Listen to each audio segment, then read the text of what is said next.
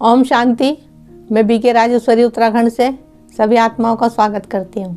आज मैं ये बताऊंगी आपको कि हमें अपना सुख दुख बाबा को बताना है। सुख भी बताना है और दुख भी बताना है। लेकिन बच्चे ऐसा करते हैं कि दुख ही दुख बताते हैं, सुख नहीं बताते।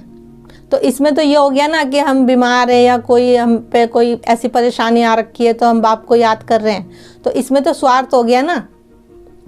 तो इसलिए तो कहते हैं कि बाबा को सुख दुख दोनों ही बताने हैं। हर एक बात बाबा को बतानी है।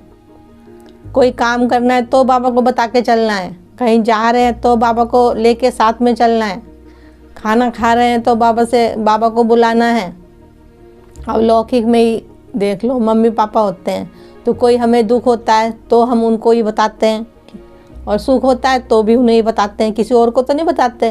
तो ऐसे ही सुख और दुख अपने बाबा को बताना है। ये नहीं कि जब ज़रूरत पड़ी तो बाबा को याद कर लिया, नहीं तो बाबा को भूल गए। बाबा कहते हैं मुझे हर टाइम याद करना है, लेकिन बुद्धि से याद करना है। और भी काम काज करना है, लेकिन बाबा को हर टाइम बुद्धि में रखना है। तो बाबा तो फिर बाबा हमारे साथ सदा ही रहेगा।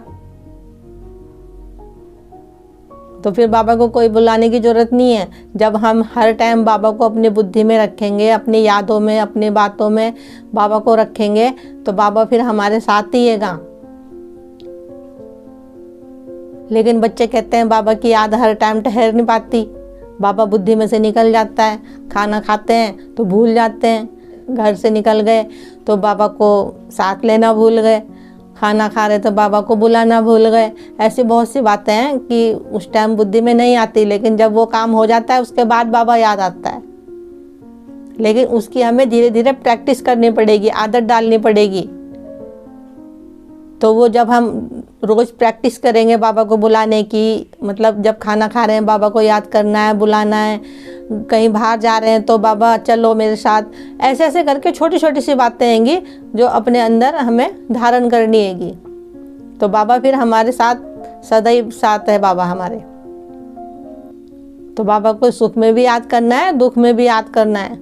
तो बाबा को साथ रखने के लिए तो आपको प्रैक्टिस करनी पड़ेगी, बाबा की पढ़ाई पढ़नी पड़ेगी, बाबा की श्रीमत पे चलना पड़ेगा, और योग करो डेली। उस समय बाबा से बातें करो। तो जब हम मुरली सुनेंगे, रोज़ बाबा से योग लगाएंगे, खाने पे बाबा को बुलाएंगे और हर टाइम बाबा को बुद्धि में रखेंगे, तो सदा ही बाबा हमारे साथ रहेगा। उसका आपको एहसास भी होगा कि बाबा मेरे साथ है, क्योंकि बाबा ऐसे सामने नहीं दिखाई देगा। बाबा एक बिंदी है, ज्योति।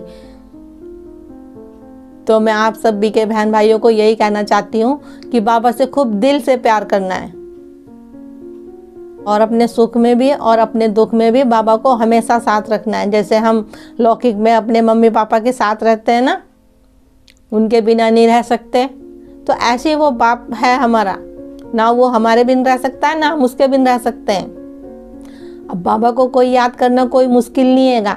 बाबा को तो अपनी बुद्धि से याद करना है, कि अपने आप से बात करनी हैगी। बाबा और मैं, इस तरीके से बात करो अपने अंदर कि बस बाबा है और मैं हूँ। बात चाहे कोई सी भी हो, वो विचारों के ऊपर बात है कि हमें बाप से कैसी बात करनी है। नहीं, ठीक है। ओम शांति, ओम शांति।